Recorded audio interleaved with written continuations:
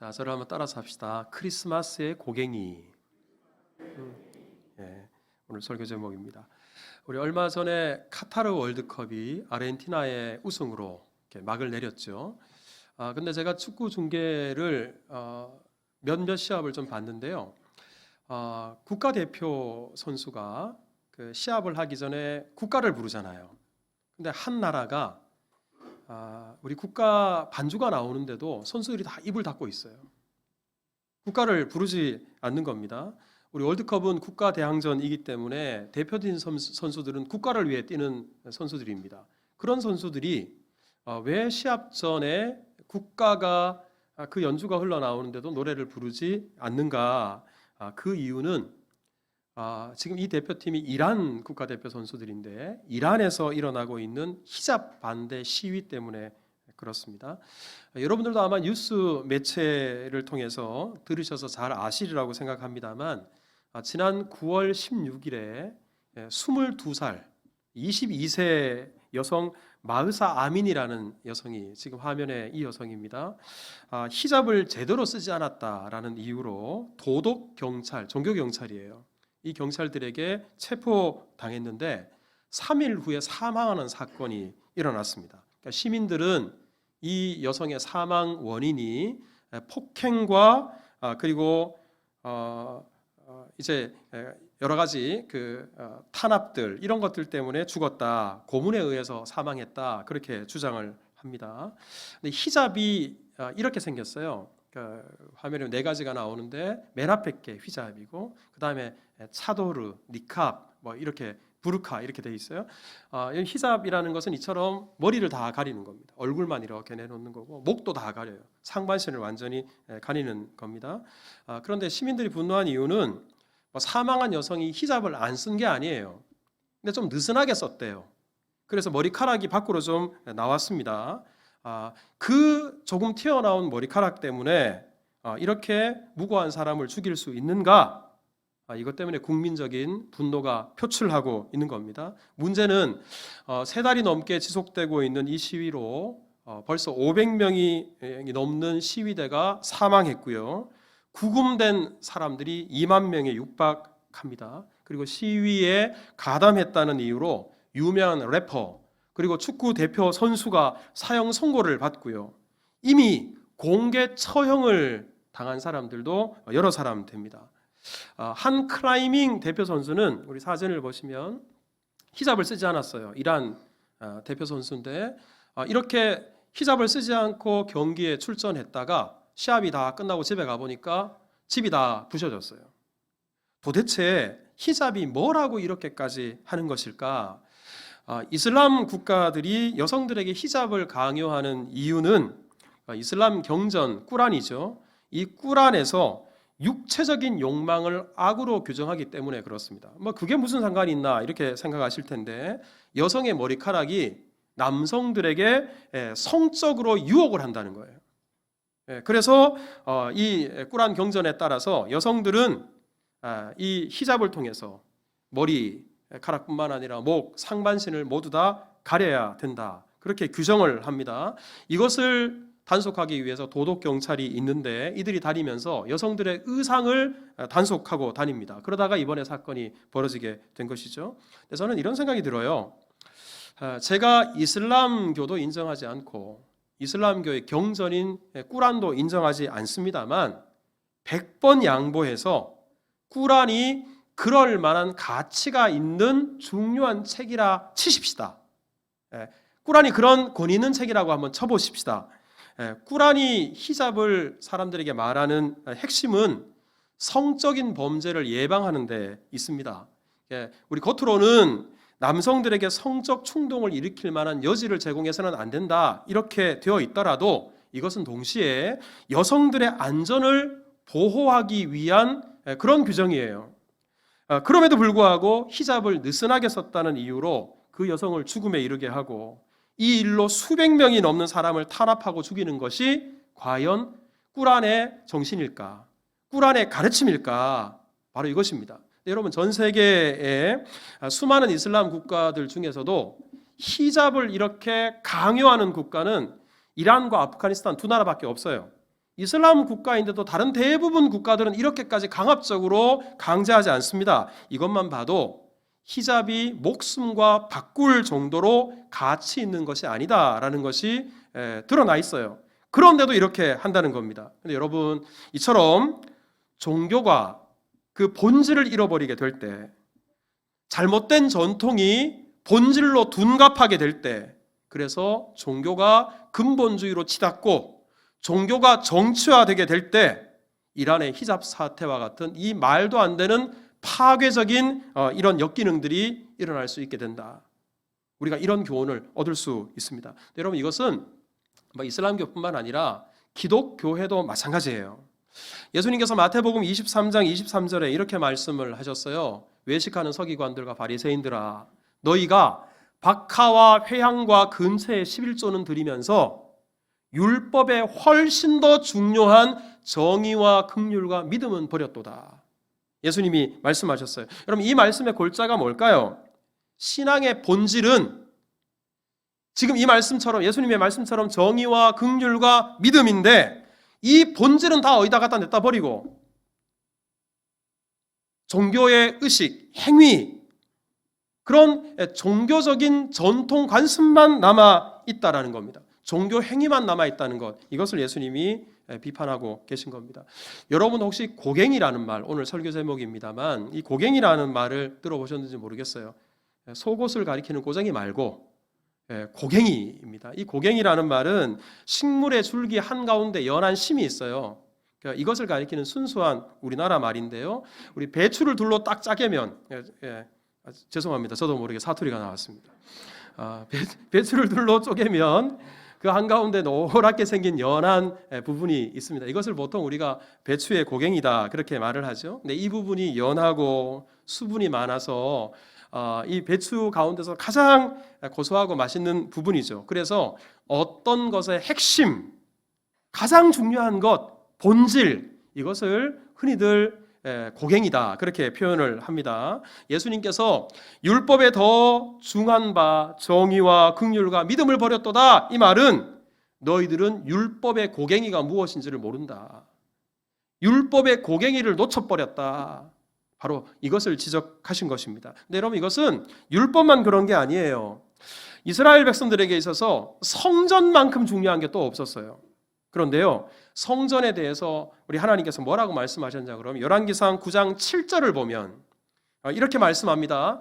이 성전이라도 내 앞에서 던져버릴 것이다.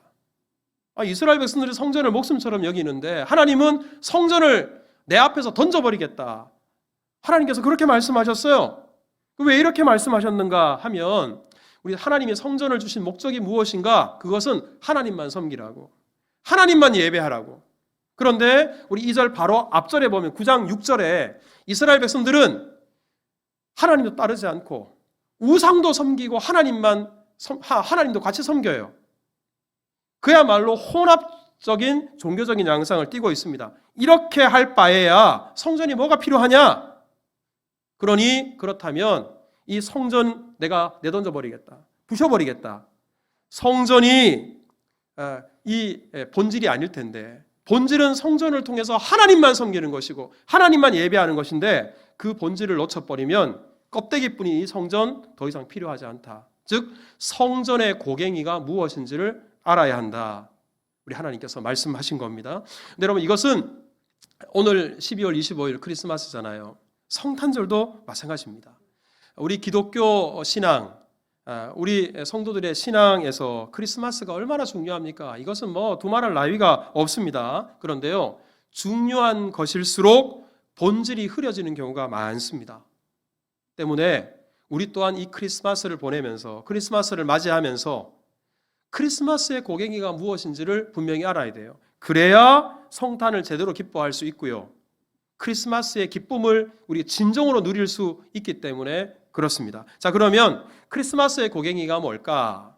저는 우리 크리스마스의 고갱이를 우리에게 가장 잘 담고 있는 구절이 오늘 본문 요한복음 1장 4절이라고 생각을 합니다. 자, 우리 1장 14절 말씀을 다시 한번 우리 읽어볼까요? 다 같이 시작.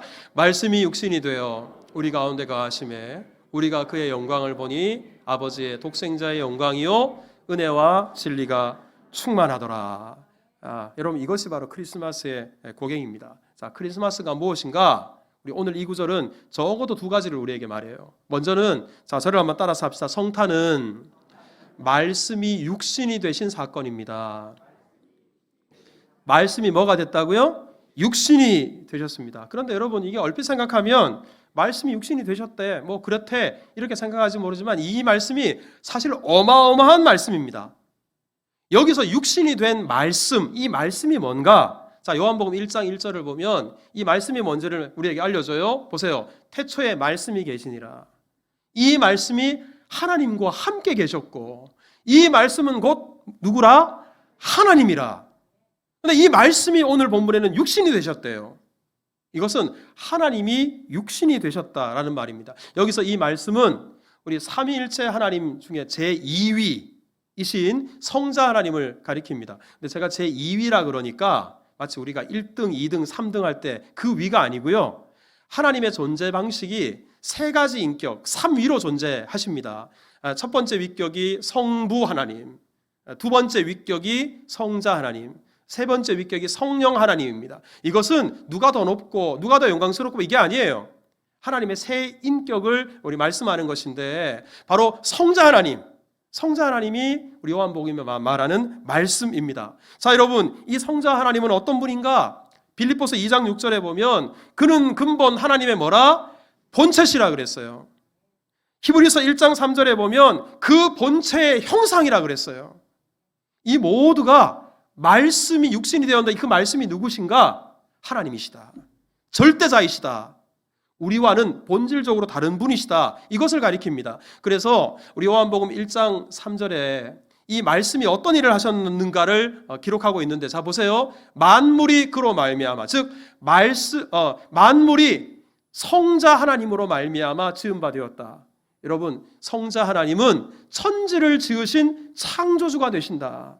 삼위일체 하나님이 천지를 창조하셨는데 바로 창조주가 되신다라는 것을 말씀합니다. 그런데 놀랍게도 바로 이 말씀이 육신이 되셨어요. 사람이 되셔서 이 땅에 오셨습니다. 때문에 성탄이 다른 것이 아니고요. 무한하신 하나님께서 유한한 인간의 몸을 입고 이 세상에 오신 사건, 그게 성탄이에요. 성탄은 영원하신 하나님의 아들이 인간의 제한된 시간 속으로 들어오신 사건, 여러분, 이게 바로 성탄입니다. 성탄은 천지 만물을 창조하신 창조주가 피조물에 불과한 인간의 몸을 입고 이 땅에 오신 사건, 이것이 바로 성탄입니다. 그러면 왜 창조주이신 성자 하나님께서 피조물에 불과한 사람의 몸을 입고 이 땅에 성탄하셨을까? 그 이유를 오늘 지금 우리가 요한복음 1장을 펼쳐놨잖아요. 1장 29절을 여러분 한번 보세요. 29절을 보면 이렇게 말씀합니다. 보라, 세상 죄를 지고 가는 하나님의 어린 양이로다. 예수님이 왜 사람이 되셔서 이 땅에 오셨는가? 세상 죄를 지고 가는 하나님의 어린 양이 되시기 위해서. 여러분, 여기서 세상 죄 안에는 저와 여러분들의 죄도 포함되어 있는 줄 믿으시기를 바랍니다. 여러분, 예수님이 우리 죄를 대신 지시려고, 어린 양은 제물입니다. 죄값을 치르려면 반드시 제물이 필요해요. 우리 죄값을 대신 짊어지실 어린 양.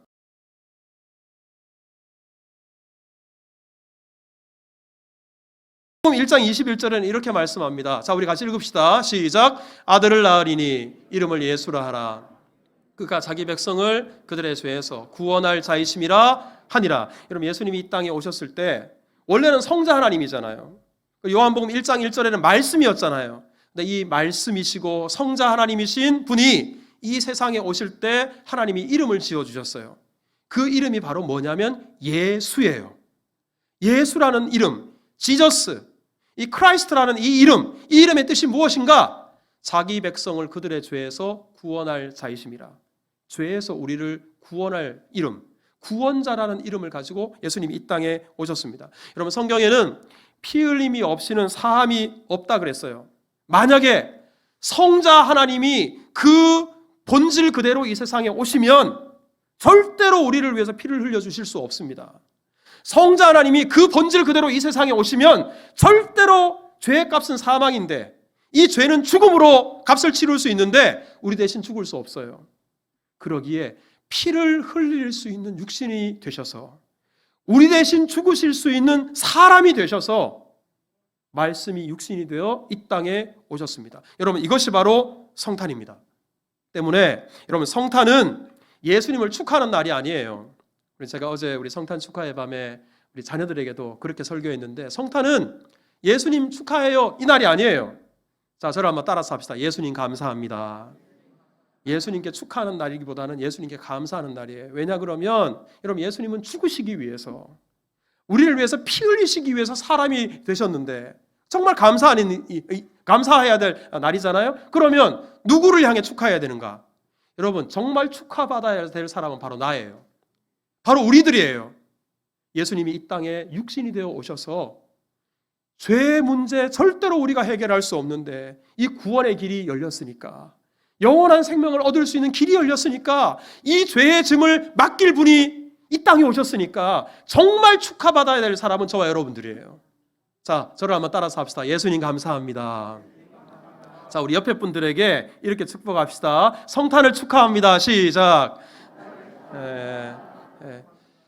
여러분, 정말 성탄 우리가 축하해야 될 이유 바로 여기에 있는 겁니다. 그러고 보면 여러분, 이 성탄의 고갱이는 말씀이 육신이 되어 이 땅에 오신 예수 그리스도, 예수님이야말로 성탄의 고갱이 중에 고갱인 겁니다. 자, 또 한 가지를 오늘 본문이 말씀하는데, 자, 14절 뒷부분을 한번 보세요. 말씀이 육신이 되어, 그 다음에 저를 한번 따라서 합시다. 우리 가운데 거하심에.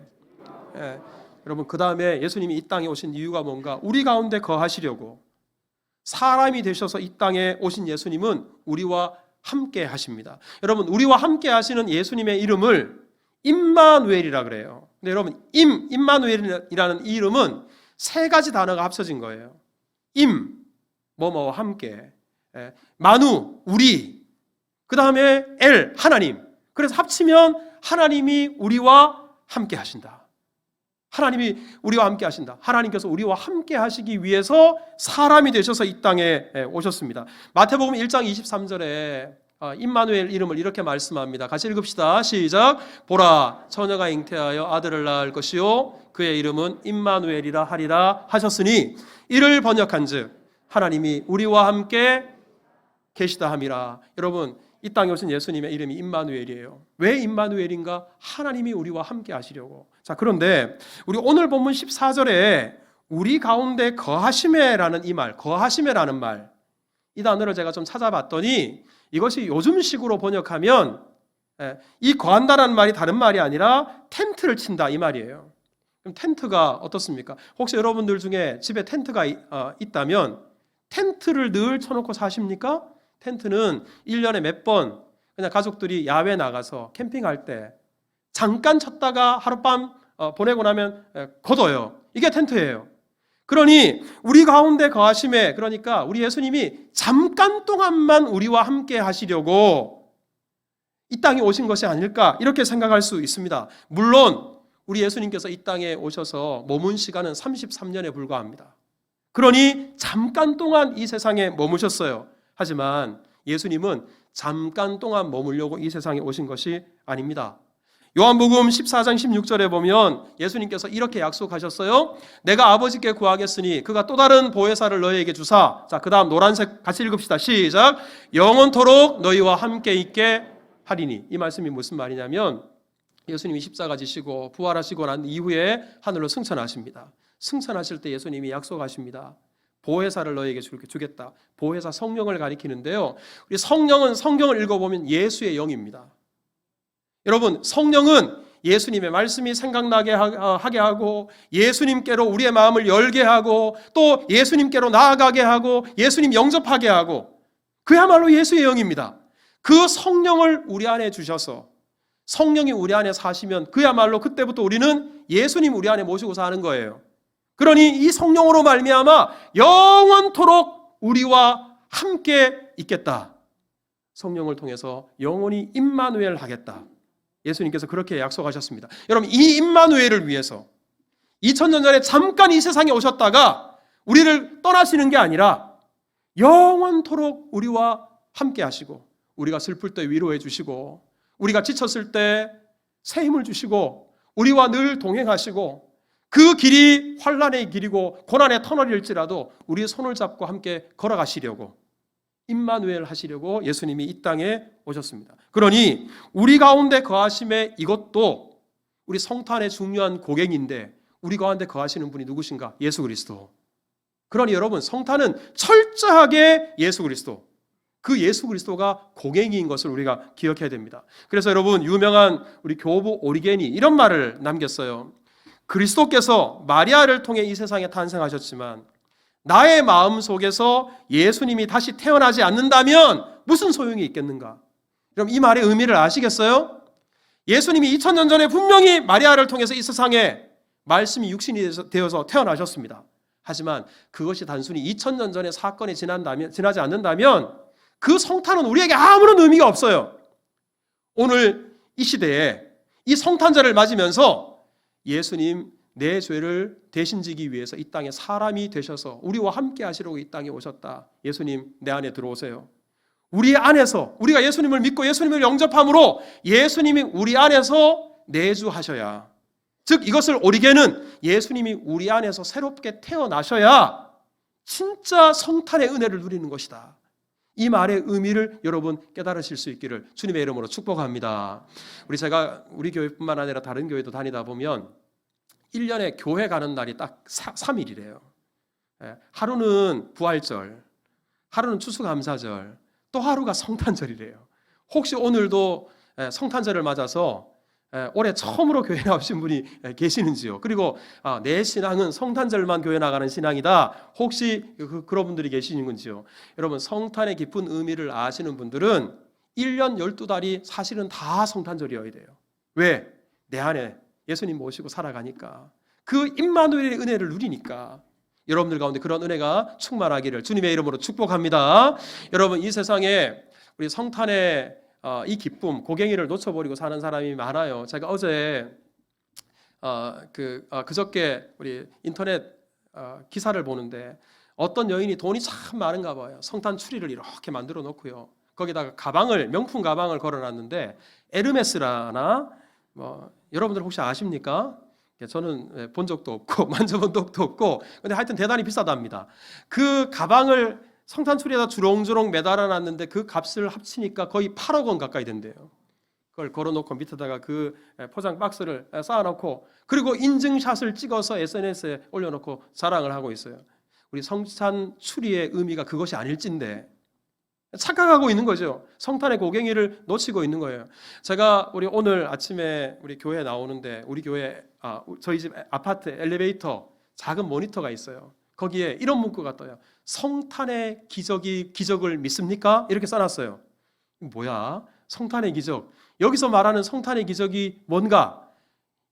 그래서 제가 관심을 기울여서 화면이 딱 바뀌는데 보니까 내가 꿈꿔오던 일이 이루어지는 것, 받고 싶은 선물을 받는 것, 내가 이루고자 하는 일을 이루는 것, 이 성탄절에 이 성탄의 기적을 경험하시기를 바랍니다. 이러면서 광고를 하는 거예요. 여러분, 성탄의 기적은 그게 아니고요. 성자 하나님이 말씀이 육신이 되어서 이 땅에 오셔서 우리와 임마누엘 하시는 것, 이것이야말로 기적 중의 기적이고 인류 역사상 가장 놀라운 사건인 줄 믿으시기를 주님의 이름으로 축복합니다. 때문에 여러분, 단팥빵 안에 단팥이 빠지면, 앙꼬가 빠지면 그게 더 이상 빵이 아니잖아요. 성탄절에 예수님 빠지면, 예수님이라는 이 고갱이가 빠지면 아무것도 아니에요.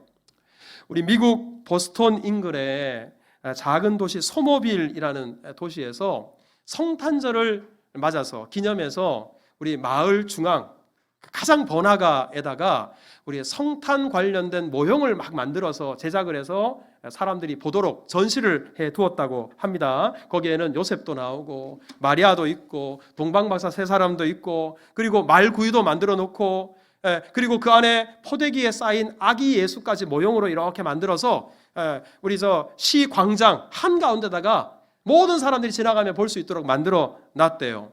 그런데 그것을 전시해 놓은 지 며칠 지나지 않아서 어떤 사람이 무슨 생각으로 그랬는지 모르지만 그 모형 중에 포대기에 쌓여있는 아기 예수 모형을 몰래 가져가 버렸어요. 다 있는데 아기 예수가 없는 거예요. 이걸 사실 제작해서 만들기도 뭐하고 그래가지고는 이 시당국에서 라디오 방송을 통해서 사람들에게 공지를 했습니다. 제발 그거 좀 가지고 다시 갖다 놓으라고. 근데 이 다시 갖다 놓으라고 사람들이 공지하기 위해서 어떤 멘트를 아나운서가 썼냐 그러면, 자, 저를 한번 따라해 보세요. 아기 예수 없는 성탄을 보내시겠습니까? 그 아나운서가 여러분 제발 좀 갖다 놔주세요. 아기 예수가 없는 성탄을 보내고 싶으세요? 이렇게 이제 말한 거예요. 다행히 그 공지를 들었던지 범인이 몰래 아기 예수 모형을 갖다 놨대요. 그런데요, 이 사건을 통해서, 이 해프닝을 통해서 그 도시에 있는 모든 사람들이 아주 큰 교훈을 하나 얻었습니다. 그게 바로 뭐냐면 예수님 없는 성탄, 예수님 빠진 성탄은 더 이상 성탄이 아니다. 성탄의 고갱이가 바로 예수 그리스도. 예수 그리스도.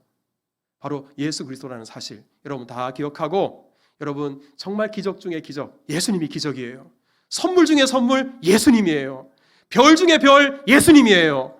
이 성탄의 기쁨을 누리고 축하하고, 그리고 이 은총 가운데 날마다 힘있게 살아가는 우리가 다 될 수 있기를 주님의 이름으로 축복합니다.